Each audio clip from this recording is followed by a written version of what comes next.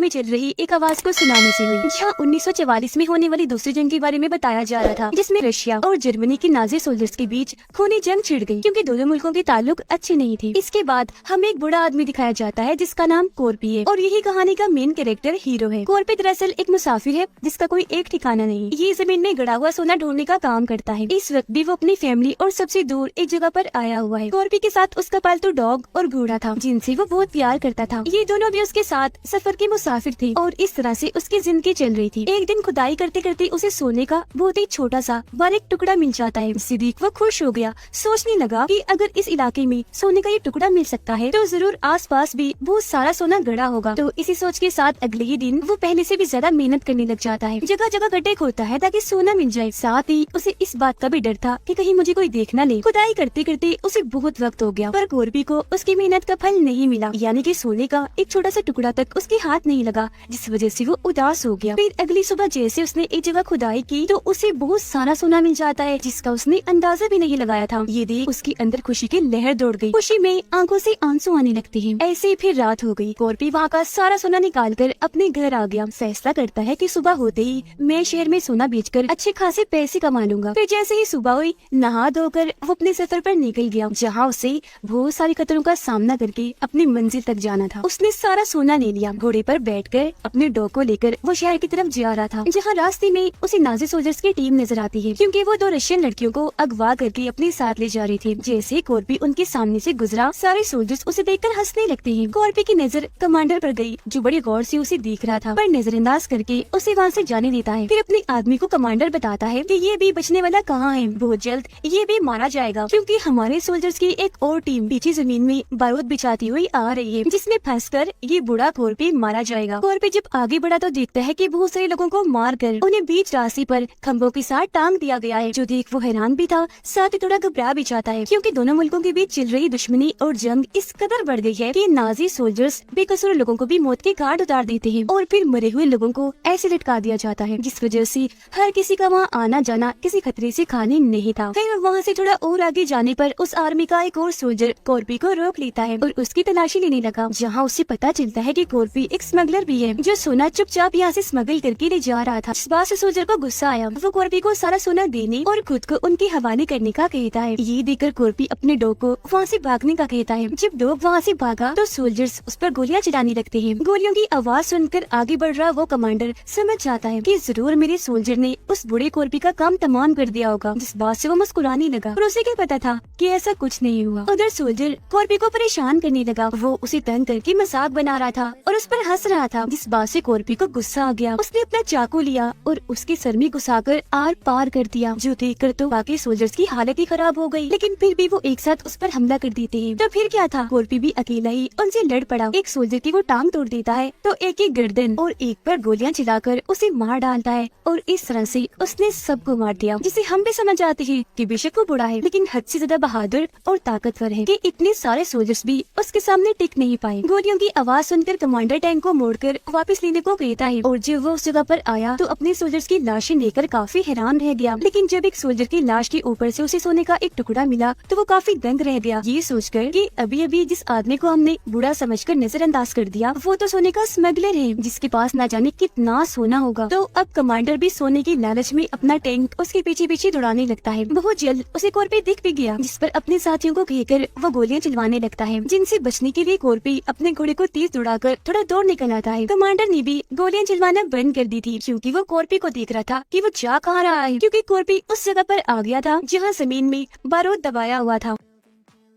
घोड़े का पैर जैसे बॉम्ब बारूद पर पड़ा तो बॉम्ब फटने की वजह से घोड़ा काफी जख्मी होकर दूर जाके गिरा, जिससे कोर्पी भी काफी जख्मी हो गया। अपने घोड़े को मरते हुए देखकर उसे बहुत दुख हुआ, वो रोने लगता है। लेकिन टाइम पर बात किए बगैर वो सोने के टुकड़े दोबारा इकट्ठा करने लगता है। इसी बीच कमांडर भी अपने सारे सोल्जर्स के साथ यहाँ पहुँच जाता है। इससे पहले कि कमांडर अपने साथियों को कहकर उस पर हमला करवाता, कोर्पी सोने का एक टुकड़ा एक बॉम्ब बारूद पर दे मारता है, जिससे वो फट गया और हर तरफ धुआं फेंक जाता है। तब फौरन सारे सोल्जर्स अंधाधुंध गोलियां चलाना शुरू हो जाते जाते हैं और कॉर्पी अपने पास मौजूद शील्ड को आगे करके खुद की जान बचाता है। धुएं का फायदा उठाकर पास ही में कहीं छुप गया। अब कमांडर अपने कुछ साथियों को उसे पकड़ने के लिए भेजता है, पर क्योंकि वहाँ की सारी जमीन में ही बारूद बिछे हुए थे तो इस वजह से बहुत सारी सोल्जर्स मारे जाते हैं। कमांडर ऐसे अपने साथियों को मरने नहीं दे सकता था, तो अगवा की गई रशियन लड़कियों को मोहरा बनाकर वो आगे भेजता है ताकि ये मारी जाए और सोल्जर्स को कुछ भी ना हो। इसी बीच कमांडर का सबसे करीबी साथी उसे बताता है कि जिस बूढ़े आदमी की जान के पीछे हम पड़े हुए हैं वो कोई आम आदमी नहीं है, बल्कि एक बहुत ही खतरनाक कमांडो है, इतना बहादुर कि किसी भी जंग में वो अकेला ही काफी है। और हमारे सीनियर्स का तो ये हुक्म था कि हम उस बूढ़े कॉर्पी से दूर ही रहें। जिसके बाद हमें यहाँ कॉर्पी की कहानी पता चलती है। असल में जंग के दौरान रशियन आर्मी ने उसकी पूरी फैमिली को खत्म कर दिया था, जिस बात से वो आग बगोला हो गया। बदला लेने के लिए जोश में आकर उसने तकरीबन 300 सोल्जर्स को मार दिया, जिसमें रशियन आर्मी और नाजी दोनों सोल्जर शामिल थे। ऐसा करने पर आर्मी उसे ढूंढने लगी, वो मिल गया, पर लाख कोशिशों के बाद भी जब वो नहीं मरा तो उसे अकेला ही जंगलों में छोड़ दिया गया। बाद में उसकी ऐसी ताकत, बहादुरी और हिम्मत को देखते हुए उसका नाम कॉर्पी रख दिया गया, जिसका मतलब ना डर, कभी न हारने वाला और ना ही मरने वाला। कमांडर का साथी कहते हैं कि हमारे इतने सारे साथी मारे गए हैं तो अब हमें वापस चलना चाहिए, लेकिन उसने मना कर दिया। सोने की लालच में और कॉर्पी से बदला लेने के लिए वो बस आगे बढ़ने को कहता है। उधर कॉर्पी काफी दूर आकर एक जली हुई गाड़ी के पीछे आकर छुप जाता है। उसने देखा कि मेरी टांग पर गोली लगी हुई है, जिसे वो अपने चाकू की मदद से निकालने लगा। अब जाहिर है ऐसा करने में उसे बहुत मुश्किल पेश आ रही थी, क्योंकि बहुत तकलीफ हो रही थी। साथ ही इतना जख्मी होने की वजह से वो कमजोर भी हो गया था। तो कुछ देर के लिए उसकी आंख खुल गई, लेकिन कुछ देर के बाद कमांडर और उसके सारे सोल्जर्स वहाँ आ जाते हैं। जो आवाज सुनकर कॉर्पी की आंख खुल गई और वो जल्दी से उनके ट्रक के नीचे आकर छुप जाता है, लेकिन कुत्ते उसे सूंघते हुए आ रहे थे, इसीलिए वो ट्रक का पेट्रोल टैंक लीक करके पेट्रोल अपने ऊपर गिरा लेता है ताकि कुत्ते उसे सूंघ न पाए। पर तभी एक सोल्जर को पेट्रोल की लीक होने की खबर हो गई, इस वजह से वो ट्रक रुकवा देता है। ऐसा होने से कॉर्पी घबरा गया, पकड़े जाने के डर से वो वहाँ से भागने लगता है, पर कमांडर का साथी उस पर गोलियां चलाने लगा, जिसके साथ वो अपने कुत्ते उसके पीछे लगा देता है। अब उनसे बचने के लिए कॉर्पी खुद को आग लगा देता है, क्योंकि पूरा जिस्म तो पेट्रोल से भरा हुआ था। खुशकिस्मती से करीब एक तालाब था,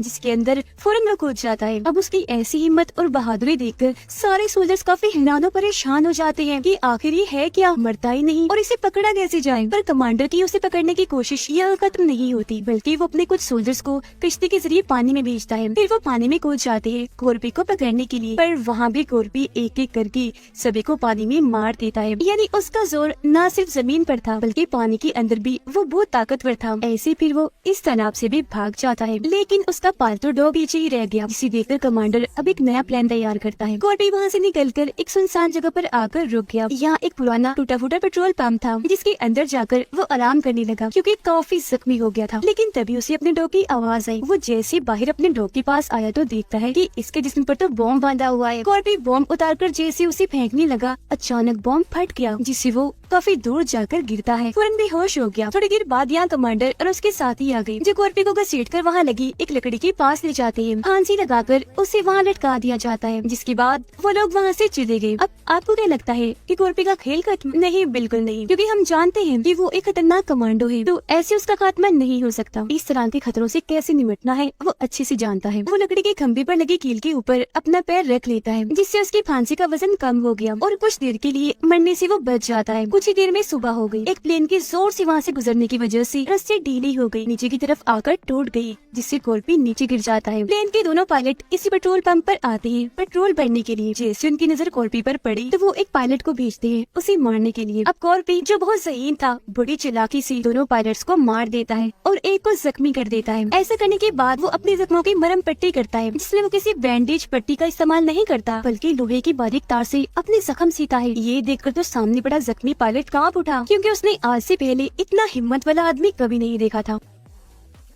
अब क्योंकि कॉर्पी ने कमांडर से अपना बदला लेना था, साथ ही उसे सोना ले जाकर शहर पहुंचना था, इसीलिए वो पायलट को अपने साथ लेकर आगे बढ़ जाता है, क्योंकि प्लेन उड़ाने के लिए उसे एक पायलट की जरूरत थी। उधर कमांडर और उसके सोल्जर्स जब आगे बढ़ रहे थे तो एक जगह पर आकर रुक गए, क्योंकि सामने उन्हें वही प्लेन तबाह हुआ दिखता है। चेक करने पर वो देखते हैं कि किसी ने पायलट को फांसी लगाकर मार दिया है, और ये वही रस्सी है जिससे इन्होंने कॉर्पी को फांसी लगाई थी, जिसका मतलब था कि कॉर्पी मरा नहीं बल्कि अभी जिंदा है। जो सोचकर कमांडर काफी दंग रह गया। फिर अपने साथियों को अलर्ट रहने का कहकर आगे बढ़ने का बोलता है। जिस ट्रक में रशियन लड़कियों को बंदी बनाकर ले जाया जा रहा था, उसमें एक सोल्जर कॉर्पी के बारे में बात कर रहा था, जो सुनकर उनमें से एक लड़की आइनो उनकी बातें और बेवकूफियों की वजह से मुस्कुराने लगती है। और अब से आइनो लड़की को हमने मैं कहकर बुलाना है। अब आइनो यानी मैंने उन सोल्जर्स को कहा कि तुम कॉर्पी को कभी ढूंढ नहीं पाओगे, उसे हराना तो दूर की बात है, क्योंकि वो है ही इतना बहादुर। ऐसा आज से पहले कभी कोई नहीं कर पाया। उसे पकड़ने के चक्कर में पहले ही 300 सोल्जर्स अपनी जान गंवा बैठे हैं, तो तुम लोग क्या हो। अब अगले ही पल कॉर्पी उनमें से एक सोल्जर पर हमला करके उसे मार डालता है और खुद ट्रक के अंदर आ गया। उसे देखकर मैंने और मेरी दोस्त ने उसका साथ देने का फैसला किया। खास तौर पर मैंने उसका बहुत साथ दिया। कॉर्पी मेरी और मेरी दोस्त की मदद से जाल बिछा कर सोल्जर्स को मारता रहा। मैंने भी एक ट्रक में बैठकर 9 से 10 सोल्जर्स पर अंधाधुंध फायरिंग करके उन्हें मार दिया। ऐसे फिर और भी कई सारे सोल्जर्स को, जिसके बाद आखिरकार कॉर्पी उस टैंक पर चढ़ गया जिसमें कमांडर और उसके सोल्जर साथी हैं, जो देखकर कमांडर अपने साथी को बाहर भेजता है उससे लड़ने के लिए। लेकिन कॉर्पी बड़े आराम से, बड़ी आसानी से उसे दबोच लेता है और सीधा टैंक से नीचे कूद पड़ा। फिर उसे इतना मारता है कि अधमरा कर देता है। तभी यहाँ बाइक पर 2 सोल्जर्स आए। अब कमांडर के साथी को लगा कि ये दोनों मुझे बचा लेंगे, लेकिन जब उन्होंने कॉर्पी को देखा तो वो बाइक से उतरकर यहाँ से भागने लगे, क्योंकि वो कॉर्पी की मशहूर कारनामों के बारे में पहले से ही जानती थी। अब कॉर्पी कमांडर के साथी को ना मारकर बाइक लेकर वहाँ से चला गया। इसके बाद मैंने अपनी बाकी रशियन लड़कियों को भी आजाद कर लिया, जिसके बाद हम गन्स लेकर वहाँ आए और कमांडर के साथी को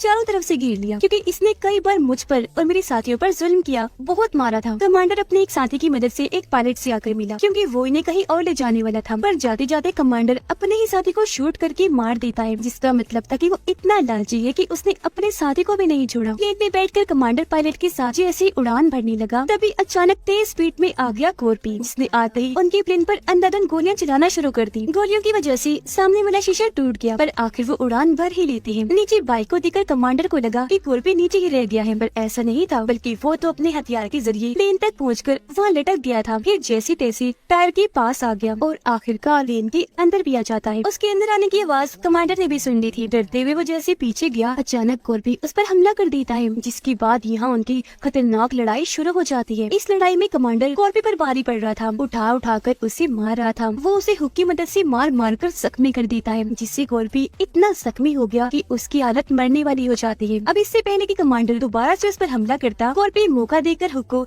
मिसाइल के साथ जोड़ देता है, जिसकी रस्सी कमांडर ने पकड़ी हुई थी, और फिर मिसाइल को छोड़ ही देता है। उसकी वजन से मिसाइल के साथ कमांडर भी नीचे जमीन पर आ गया, जहाँ आते ही मिसाइल फट गया, जिससे कमांडर के चित्रे उड़ जाते हैं और यहाँ उसका खेल खत्म। थोड़ी देर बाद कॉर्पी देखता है कि जख्मी होने की वजह से पायलट की मौत हो गई है, जिससे प्लेन धीरे धीरे अब जमीन की तरफ झुकता जा रहा है। अब कॉर्पी को प्लेन तो चलाना नहीं आता था, इसलिए वो खुद को मजबूती से बांधकर पिछले हिस्से में आकर बैठ जाता है, जिसके बाद प्लेन जमीन पर आते ही टकराने की वजह से तबाह हो गया। प्लेन के टुकड़े टुकड़े हो गए। उधर सारी रशियन लड़कियां यानी मैं और मेरी दोस्तें नॉर्वे तक पहुंच गई थी। साथ में हम कमांडर के साथी को भी बांधकर लाए थे, जिसे मार कर हमने जख्मी कर दिया था। अब हम दलदल में से एक आदमी को बाहर निकलता हुआ देखते हैं। हैरत, वो और कोई नहीं बल्कि कॉर्पी था, जो इतने बड़े प्लेन तबाह होने के हादसे से भी बच गया, जो बात सच में तारीफ के काबिल है। फिर अब वो बचा हुआ सोना बेचने के लिए सोने की एक काफी बड़ी दुकान पर जाता है। अंदर आते ही वो अपना लाया हुआ सारा सोना काउंटर पर रख देता है, जिस सोने को देखकर आसपास के सभी लोग काफी हैरान रह जाते हैं। सोना देने के बदले कॉर्पी उनसे बड़ी रकम और किसी बड़े चालान की मांग करता है, ताकि आगे से उसे कोई दिक्कत ना हो, आसानी से वो पैसों को ले जा सके और यहाँ पर दोबारा सोना भी ला सके। तो ये थी कॉर्पी की बहादुरी की कहानी। तो उसकी तरह बाकी लोग जो कामयाब होना चाहते हैं, हमेशा हिम्मत रखें, हौसले से काम लें और अपनी मुश्किलात इम्तिहानात के सामने डट कर खड़े रहे, उनका मुकाबला करें। ये मूवी इधर ही खत्म हो जाती है।